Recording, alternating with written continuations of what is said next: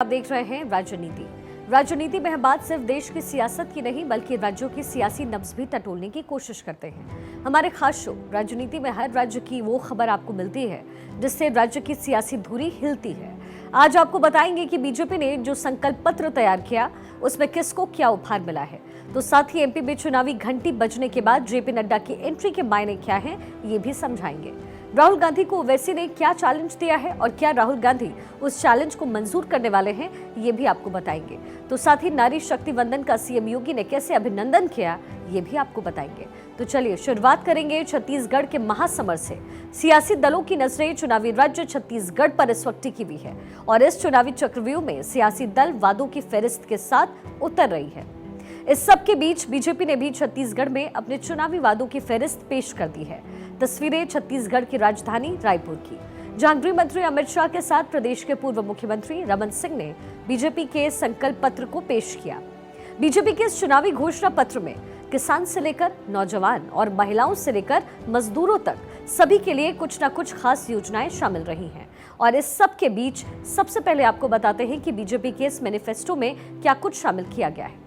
सबसे पहले किसानों और आदिवासियों के लिए वादे की बात की जाए तो इस मैनिफेस्टो में वादा किया गया है कि सरकार बनने पर बीजेपी कृषि उन्नति योजना की शुरुआत करेगी, जिसमें 21 क्विंटल प्रति एकड़ धान 3100 के मूल्य से खरीदेंगे। साथ ही किसानों को एक मुश्त इसका भुगतान किया जाएगा। इसके अलावा तेंदुपत्ता संग्रहण की 5500 रुपए प्रति मानक बोरा करने का वादा भी शामिल है। गरीबों और महिलाओं की बात की जाए तो बीजेपी का कहना है कि अगर उनकी सरकार बनी तो महतारी वंदन योजना की शुरुआत की जाएगी। इस योजना में 12,000 रुपए का हर साल का विवाहित महिला को दिए जाने का प्रावधान होगा और इसके साथ ही साथ रानी दुर्गावती योजना की शुरुआत करने का वादा भी शामिल है, जिसके तहत बीपीएल वर्ग की बच्ची के जन्म पर 1,50,000 रुपए का आश्वासन प्रमाण पत्र दिया जाएगा, जो उसके वयस्क होने पर मिलेगा। माताओं बहनों को 500 रुपए में गैस का सिलेंडर देने की घोषणा भी बीजेपी ने किया है। युवाओं के लिए बीजेपी का वादा है कि 1 लाख खाली पदों को 2 साल के अंदर टाइम टेबल तय करके भर्ती किया जाएगा। साथ ही भर्ती घोटाला की अगर बात हुई तो पीएससी की परीक्षा में पारदर्शिता सुनिश्चित करने का वादा भी इस मैनिफेस्टो में है। इसके साथ ही छत्तीसगढ़ उद्यम क्रांति के तहत नया उद्योग डालने वाले युवाओं को 50% सब्सिडी के साथ ब्याज मुक्त भुगतान का वादा भी किया गया। रायपुर में सेंट्रल भारत का इनोवेशन हब बना करके 6 लाख से ज्यादा रोजगार देने का वादा भी इसमें शामिल है। हर लोकसभा क्षेत्र में आईआईटी के तर्ज पर छत्तीसगढ़ इंस्टीट्यूट ऑफ टेक्नोलॉजी बनाने का वादा बीजेपी ने किया है। साथ ही कॉलेज आने जाने के लिए मासिक ट्रैवल अलाउंस का वादा भी बीजेपी की तरफ से किया गया। अब मजदूरों के लिए बीजेपी ने वादा किया है कि भूमिहीन खेतिहर मजदूरों को दीनदयाल उपाध्याय कृषि मजदूर योजना के तहत 10,000 रुपए सालाना मदद की जाएगी। स्वास्थ्य के क्षेत्र को लेकर के बीजेपी ने वादा किया कि हर परिवार को आयुष्मान योजना में 5 लाख की मदद के साथ 10 लाख तक का इलाज सीएम राहत कोष से करवाया जाएगा। यानी किसी का भी 5 लाख से ऊपर खर्च होगा तो उसे मुख्यमंत्री राहत कोष से मदद दी जाएगी। साथ ही राज्य में 500 प्रधानमंत्री जन औषधि केंद्र खोलने का वादा भी इस मैनिफेस्टो में है, जिससे गरीबों को सस्ती दवाइयां मिल सकेगी। इसके अलावा हर संभाग में Chhattisgarh institute of medical science बनाने का वादा भी शामिल है। इसके साथ ही धार्मिक पर्यटन को लेकर के भी बीजेपी ने बड़ा वादा किया है। इसके तहत 1000 किलोमीटर पर शक्तिपीठ परियोजना की शुरुआत की जाएगी। छत्तीसगढ़ के 5 शक्तिपीठों को उत्तराखंड के 4 धाम के रूप में विकसित करने का वादा भी इसमें शामिल है। साथ ही छत्तीसगढ़ को यात्रा और टूरिज्म के क्षेत्र में ऊंचाई पर ले जाने की बात भी की गई है और वादों में रामलला भी शामिल है। बीजेपी का कहना है कि छत्तीसगढ़ के गरीब लोगों को रामलला दर्शन करवाए जाएंगे। और इस सब के बीच गृह मंत्री अमित शाह ने बीजेपी घोषणा पत्र को पेश करते हुए क्या कुछ कहा, सुनवाते हैं। छत्तीसगढ़ की जनता को कहना चाहता हूं कि मोदी जी जो करना चाहते हैं उसमें श्रीमान बघेल सबसे बड़ा विज्ञ है और ये विघ्न मोदी जी को छत्तीसगढ़ का डेवलपमेंट नहीं करने देता है। उनको डर है कि अगर ये सारे काम हो गए तो भारतीय जनता पार्टी लोकप्रिय बन जाएगी और उनकी कुर्सी चली जाएगी। भूपेश बाबू, कुर्सी तो वैसे ही जाने वाली है क्योंकि 5 साल तक आपने कांग्रेस हाईकमांड के एटीएम बनने के अलावा कोई काम नहीं किया है। हजारों करोड़ रुपया छत्तीसगढ़ के गरीब जनता का कांग्रेस के एटीएम में डालकर दिल्ली पहुंचा है। मित्रों, 5 साल के अंदर कानून और व्यवस्था के मुद्दे पर ये सरकार फिसड्डी साबित हुई है। 300 से ज्यादा वादे जो किए थे वो पूरे न करने वाली, ये वादा खिलाफी करने वाली सरकार है।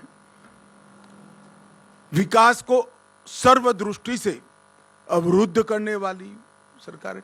अरे गरीब आदिवासी बहनों को चरण पादुकाएं देने का कार्यक्रम था, वो भी बंद कर दिया। इसी बीच विधानसभा चुनाव में 5 राज्यों में सियासी दलों की किस्मत का फैसला भी होना है और जाहिर है चुनाव जितना अहम है, पार्टियों में भी उसी पैमाने पर हलचल दिखेगी। और ये हलचल दिख रही है इस वक्त छत्तीसगढ़ में, जहां नजरें टिकी हैं 7 नवंबर पर। समय अब 96 घंटे से भी कम बचा है और इस सियासी महासमर में अपनी मौजूदगी दर्ज कराने के लिए दावेदार दलों के दिग्गजों ने मोर्चा संभाल लिया है। कांग्रेस से बीजेपी और आम आदमी पार्टी तक सभी के दिग्गजों ने छत्तीसगढ़ में डेरा डाल दिया है। ऐसे में सियासी दलों के धुरंधरों ने कहां-कहां दावेदारी ठोकी है और पेश की है, और चुनाव से पहले छत्तीसगढ़ के महासमर में दावेदारी के लिए कौन कहां उतरा, सब कुछ एक रिपोर्ट के जरिए आपको समझाते हैं।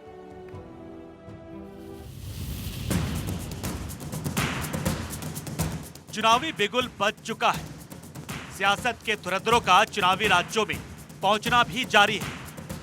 जारी है वादों और घोषणाओं का सिलसिला। जारी है चुनावी जंग में उतरे दिग्गजों की दावेदारी वाली दौड़। साफ सुनाई पड़ता है पॉलिटिकल शोर। स्वागत है आपका छत्तीसगढ़ के महासमर में। 7 नवंबर को छत्तीसगढ़ में सियासी जंग का मैदान तैयार हो जाएगा।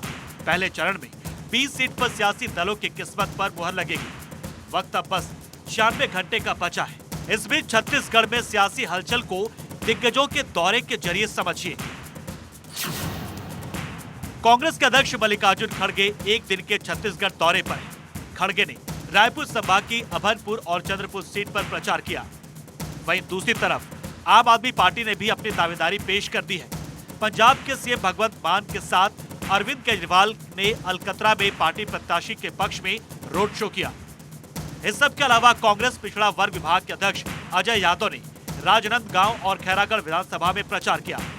कांग्रेस के सांसद रंजीत रंजन ने भी राजनांदगांव में सिख समाज के साथ बैठक और टेडेसरा में जनसंपर्क कार्यक्रम किया। वहीं कांग्रेस चुनाव अभियान समिति के अध्यक्ष चरणदास महंत ने भी जांजगीर और कोरिया जिले का दौरा किया। इस सब के बीच कांग्रेस का किला मजबूत करने के लिए चुनावी मैदान में उतरे कांग्रेस के अध्यक्ष मल्लिकार्जुन खड़गे ने बीजेपी को भी घेरा। कोई गया बीजेपी में जेल, आरएसएस का कोई गया है। अब आज बैठ के बगैर मेहनत करके हुकूमत कर रहे हो और फुकट का खा रहे हो, और ये लोग हमको सबक सिखाते हैं। कांग्रेस पार्टी 70 साल में कुछ नहीं किया। 70 साल में हम कुछ नहीं करते तो मोदी जी आप प्रधानमंत्री नहीं बनते थे।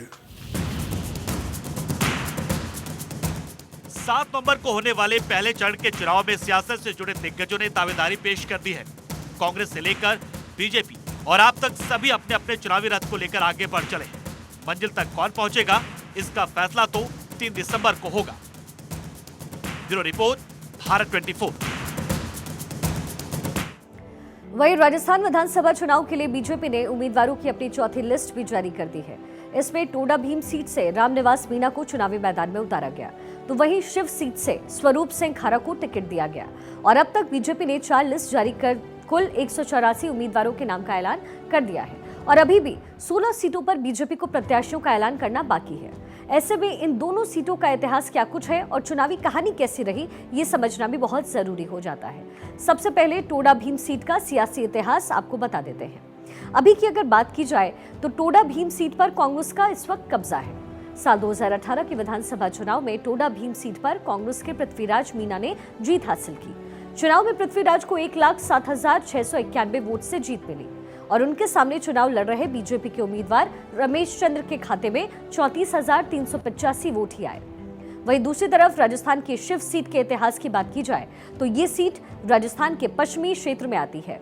शिव विधानसभा सीट पर चुनावी मुकाबला ज्यादातर टक्कर का रहा है और एक बार तो यहां हार और जीत का फैसला सिर्फ 9 वोटों से तय हुआ। ये ऐसी सीट है जहां किसी वक्त प्रत्याशी भी नहीं मिलते थे और लोगों को जबरदस्ती घरों से उठाकर उनके नामांकन करवाए जाते थे।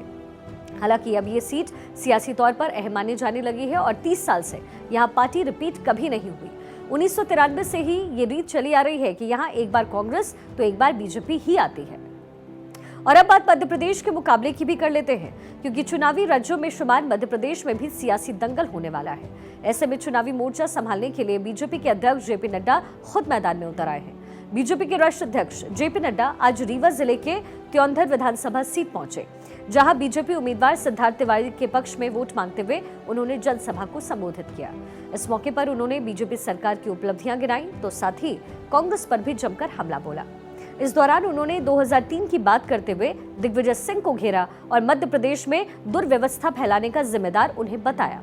इसी के साथ उन्होंने ये भी कहा कि कमलनाथ सहित अन्य प्रदेशों में भी जहां जहां कांग्रेस के मुख्यमंत्री हैं वो असल में कलेक्टर हैं। ये यहां से इकट्ठा कर सब दिल्ली दरबार में अर्पित कर देते हैं। क्या कुछ कहा है उन्होंने, आइए आपको सुनवा देते हैं। हम उस पार्टी की संस्कृति में से नहीं आते हैं जो झूठे वायदे देकर, गुमराह करके, भुला करके, आपको छलावे में डाल करके वोट लेते हो। हम उस पार्टी की संस्कृति से आते हैं जो 5 साल बाद अपना रिपोर्ट कार्ड रख करके बताते हैं कि हमने तुम्हारे लिए क्या किया। और ऐसे में आपको ये समझना भी जरूरी कि इस सीट पर समीकरण क्या है जहां जेपी नड्डा पहुंचे। रीवा विधानसभा सीट के जातीय समीकरण की अगर बात करें तो रीवा में लगभग 59% सामान्य मतदाता हैं, जिसमें 10% राजपूत, 38% ब्राह्मण, 11% अन्य और 10% ओबीसी हैं। 11% अनुसूचित जाति और 6% अनुसूचित जनजाति हैं। वहीं मतदाताओं की अगर बात करें तो रीवा में कुल 2,04,334 वोटर्स हैं, जिसमें 96,299 महिला और 1,08,028 के करीब पुरुष वोटर्स हैं। रीवा को बीजेपी का गढ़ माना जाता है और 2003 से ही बीजेपी के राजेंद्र शुक्ला का दबदबा रीवा सीट पर रहा। इसी बीच रीवा में प्रचार करने के लिए पहुंचे जेपी नड्डा ने कांग्रेस को खूब घेरा और क्या कुछ कहा ये आपको हमने अभी सुनवाया। चलिए अब खबरों में और आगे बढ़ते हुए, लोकसभा चुनाव से पहले सियासी धुरंधरों ने एक दूसरे को चैलेंज देना शुरू कर दिया है। एक बार फिर से हैदराबाद वाले असदुद्दीन ओवैसी ने कांग्रेस के सांसद राहुल गांधी को असदुद्दीन ओवैसी ने चैलेंज दिया है। राहुल गांधी और कांग्रेस को बीजेपी की बी टीम बताने वाले ओवैसी अब राहुल गांधी को चुनावी चैलेंज देते हुए नजर आ रहे हैं। सियासी मंच पर संबोधन के जरिए ओवैसी ने राहुल गांधी को अपनी पूरी टीम के साथ उनके मुकाबले के लिए चैलेंज दिया है। ओवैसी की तरफ से दिए गए चुनावी चैलेंज के मायने क्या हैं और ओवैसी ने राहुल गांधी को किस तरीके से घेरा है, ये सब कुछ समझाएंगे आपको, तो इस रिपोर्ट के जरिए आपको हम समझाते हैं।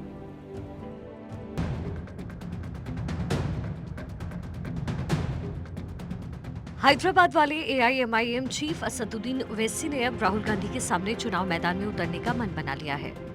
ये बात और है कि ओवैसी कांग्रेस का गढ़ और राहुल गांधी की सीट माने जाने वाले अमेठी के आसपास भी नहीं जाएंगे। वायनाड से भी दूर दूर तक कोई रिश्ता नहीं रखेंगे।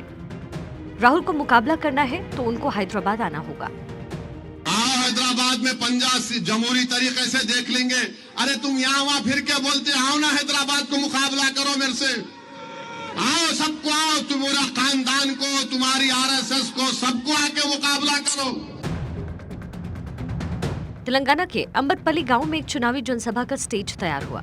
माइक पर AIMIM के अध्यक्ष ओवैसी ने मोर्चा संभाला, जिसके बाद कांग्रेस को बीजेपी की बी टीम बताते हुए ओवैसी ने राहुल गांधी के साथ साथ कांग्रेस और बीजेपी दोनों को 7 सवालों के कटघरे में खड़ा किया। 28 नवंबर तक आप एक ही बात सुनेंगे, मोदी आएंगे, स्टीयरिंग इनके हाथ में है, राहुल आएंगे और वैसी बी टीम है। राहुल गांधी कोई बी टीम नहीं है। अगर तुम बी टीम बोलेंगे तो तुम कौन सी टीम के, मैं बोलूं तुमको? तुम कहां से आए बोलूं मैं तुमको? वो ओवैसी जो अब तक बीजेपी की बी टीम कहलाते थे, अब कांग्रेस को बीजेपी का साथी बता रहे हैं। चैलेंज सीधे राहुल गांधी को है। सवाल यह है कि ओवैसी का ये चैलेंज क्या राहुल गांधी को मंजूर है? Bureau report, Bharat 24। और खबर अब उत्तर प्रदेश से। उत्तर प्रदेश के मुख्यमंत्री योगी आदित्यनाथ आज प्रदेश के बलिया जिले पहुंचे, जहां सीएम योगी ने बांसडीह के पिंडरा आयोजित नगरीय शक्तिवंदन सम्मेलन में शिरकत किया। इस दौरान सीएम योगी ने क्या कुछ कहा है, आइए आपको सुनवाते हैं। भाइयों बहनों, आज एक नए भारत का दर्शन हम सबको हो रहा है। एक नया भारत जिस भारत में सुरक्षा है, जिस भारत में स्वाभिमान है, जिस भारत में सम्मान है, जिस भारत में बिना भेदभाव के शासन की योजना का लाभ हर गांव, हर गरीब, हर किसान, हर नौजवान, हर महिलाएं और समाज के हर तबके को प्राप्त होती हुई दिखाई दे रही है।